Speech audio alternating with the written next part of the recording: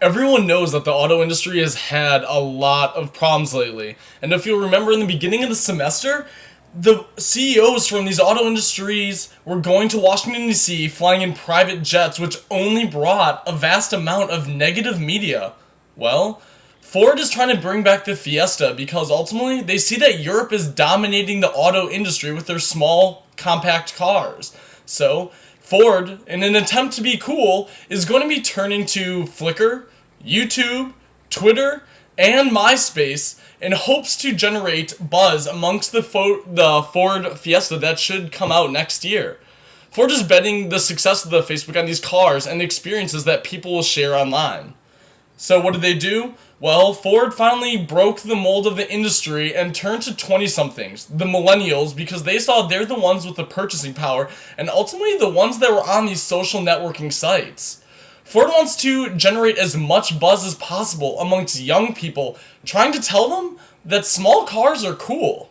So they broke the tradition by inviting dozens of 20-somethings to live in the car for 6 months. Now these people, who there were over 3,000 applications, will then turn to their spaces on Twitter and to their blogs and Flickr, YouTube, and the such, and share their experiences of living with the Ford Fiesta for 6 months.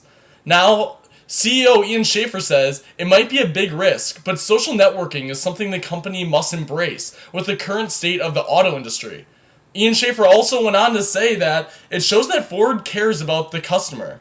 So, the Fiesta movement campaign that Ford is trying to launch is ultimately all about the customer, and they realize in the negative light that they have faced in the media recently, they must do something to generate buzz amongst the people that will purchase these cars. It's not like a family member or a single mother driving a minivan is going to buy a subcompact car, but the reasonably priced car will be purchased by 20-somethings, soon-to-be college graduates, and people that have just finished college. So, ultimately, what does this mean? Ford turning to social networking sites to generate buzz. I ultimately think that it does show that Ford does care. For a long time, people have said, why the hell are Ford and American auto dealers continually making large cars that nobody wants to buy? In the time when green campaigns are rampant, everyone wants cars that are fuel efficient, small, and easy to travel about with a good amount of space inside.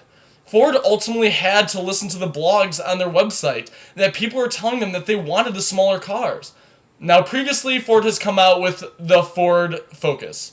And last year, they also came out with the Express, which they teamed up with Microsoft and tried to be a little tech savvy by allowing it to have iPod docks. However, 2 years earlier, European cars are already having iPod docks in their car for young people to use and embrace. Ford and other American dealers have long been behind the curve.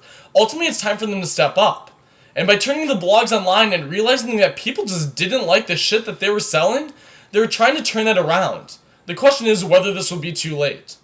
Ultimately, this is the greatest form of public relations that Ford can do because they have to show the American people that while they did make mistakes in the past and did live a high lifestyle and out-of-sync lifestyle that didn't connect with its audience, they must ultimately do what people want. So, hopefully, by turning to the internet and social networking sites, Twitter, YouTube, Facebook, MySpace, and sharing experiences through Flickr, the dozens of 20-somethings that they chose will ultimately be able to show how cool small compact cars can be. And, more importantly, hopefully Ford will be able to show the experience that while they have not made subcompact cars before, they are willing to produce these cars in the future, and that their cars are just as good, if not better, than the European cars that have been produced in this format for a long time. Well, here's to you, Ford.